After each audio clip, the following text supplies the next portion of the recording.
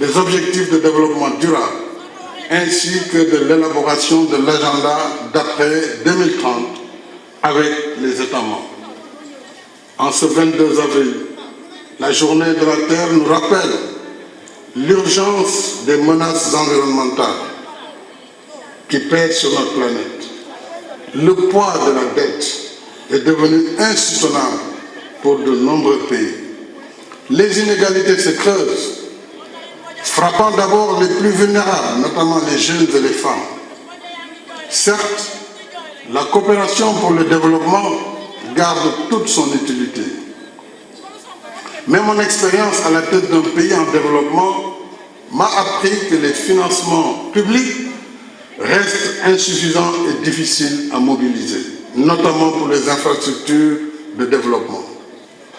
Or, sans les investissements structurants, il ne peut y avoir de transformation économique et de création massive d'emplois. C'est pourquoi je propose le financement du développement. Que le financement du développement soit davantage porté par le partenariat, l'investissement et le commerce, appuyés par un meilleur accès au crédit afin de soutenir une croissance et une prospérité partagée.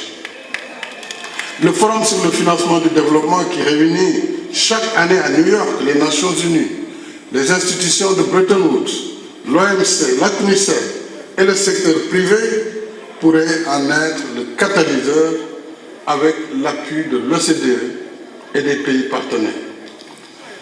Mesdames et messieurs, en créant les conditions d'une vie meilleure pour tous, nous réduirons en même temps les sources de migration irrégulière.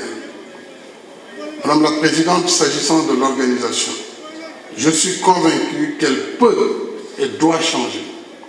Si je suis élu, je continuerai les efforts de réforme par une gestion transparente et rigoureuse.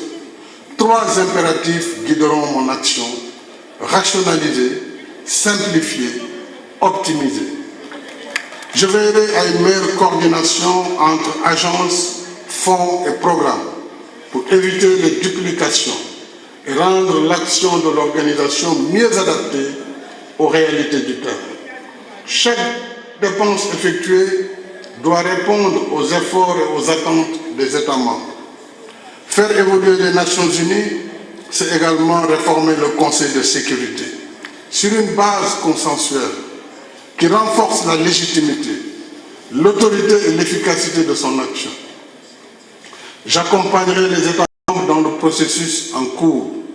Je donnerai le meilleur de moi-même pour une organisation réconciliée avec ses principes, une organisation revitalisée, une organisation plus radieux. Madame la Présidente, ladies and gentlemen. Madame la Présidente, Mesdames et Messieurs, nous sommes à la croisée des chemins aujourd'hui. D'un côté, il y a un monde où les nations sont unies. La confiance est bâtie grâce à la cohérence, à la justice, à l'équité, grâce aux résultats. Et je veux être à la tête d'une ONU qui utilise ses ressources avec responsable. Une ONU qui a des résultats que les gouvernements peuvent défendre devant leurs citoyens. Il est temps de prendre des décisions audacieuses avec tous les États membres. Il est temps de faire mieux avec moins. Il est temps d'utiliser le plein potentiel de l'ONU. C'est le moment d'agir. Voilà la façon dont l'ONU demeurera pertinente. C'est comme cela que l'ONU regagnera la confiance des gens. C'est à nous de faire ce choix. L'union fait la force. Si je venais être élu, je travaillerai avec tous les États membres pour redonner vie à notre objectif commun mu par l'esprit de la Charte. Et ensemble, nous façonnerons un monde meilleur pour tout le monde. Je vous remercie.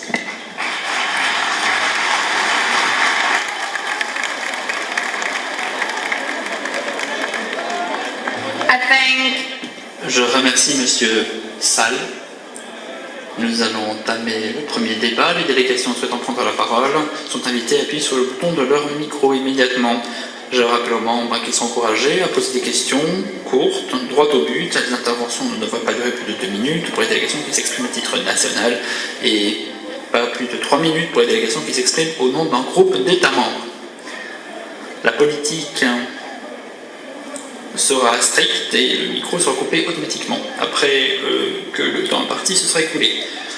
Un chrono sera à l'écran pour aider les orateurs et oratrices à gérer leur temps. Le micro commencera à clignoter 30 secondes avant la fin du temps imparti. Comme je vous l'ai dit, le candidat aura le temps pour répondre. Les réponses ne devront pas faire plus de 2 minutes pour les délégations qui s'expriment à titre national et 3 minutes pour les délégations qui s'expriment au nom d'un groupe d'État. Je rappelle aux candidats et candidates que le temps imparti sera strictement respecté. Les questions de la société civile seront mélangées aux questions des États membres. Comme je vous l'ai dit, on va se concentrer sur les capacités de direction, l'expérience et les compétences nécessaires pour être à la tête d'une organisation forte, adaptée aux exigences de demain. Premier orateur je vais donner la parole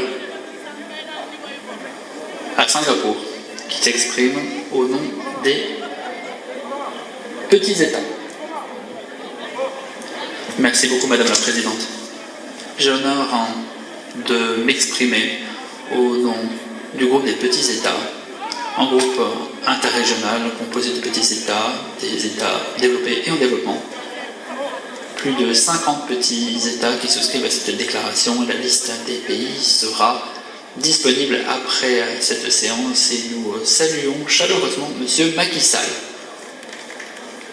Madame la Présidente, M. Macky Sall, la période qui est la nôtre est dangereuse, instable, caractérisée par des tensions géopolitiques, par des conflits, et pour les petits États et pour un système multilatéral efficace, fondé sur les principes de la Charte des Nations Unies et sur le droit international, rien de tout cela n'est une option. En fin de compte, le droit international est une nécessité existentielle. Le prochain secrétaire général ou la prochaine secrétaire générale jouera un rôle critique pour défendre la Charte des Nations Unies, certes, mais aussi pour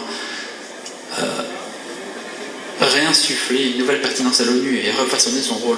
Nous nous tournons vers le secrétaire général pour préserver les intérêts de tous les États membres, surtout les intérêts des plus faibles, des plus petits, des membres les plus vulnérables de l'ONU. Nous ne souhaitons pas un monde où la force l'emporte, où le droit international, la souveraineté et l'intégrité territoriale des petits États sont violés en toute impunité. Les membres du groupe des petits États sont prêts à travailler avec le prochain ou la prochaine secrétaire et tous les États membres pour renforcer le rôle de l'ONU et pour défendre le droit international et le multilatéralisme. Je vais poser ma question pour gagner du temps. Tout d'abord, M. Macky Sall. Quelles mesures prendrez-vous pour renforcer le rôle de l'Assemblée générale, surtout lorsque le Conseil de sécurité n'est pas en mesure de prendre des décisions et des mesures décisives? Et question, si vous êtes élu secrétaire général, comment aiderez-vous et renforcerez-vous le bureau de la présidence de l'Assemblée générale?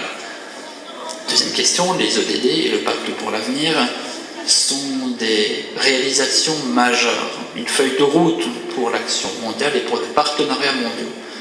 Si vous veniez être élu secrétaire général, comment feriez-vous pour accélérer la mise en œuvre des ODD et du pacte pour l'avenir? Troisièmement, nous sommes à la croisée des chemins, alors que la perception du public de l'ONU semble être critique, voire même cynique dans bien des États. Que comptez-vous faire pour galvaniser l'appui en faveur du travail de l'ONU, surtout chez les plus jeunes, qui représentent après tout l'avenir de toutes nos sociétés? Je vous remercie. Je remercie le représentant de Singapour, qui s'exprime au nom du groupe des petits États. Avant de donner la parole à M. Macky Sall, les prochains orateurs seront l'Ukraine et l'Union européenne. Monsieur Sall, vous avez la parole. Thank you, Madam President. Merci, Madame la Présidente. Je remercie le représentant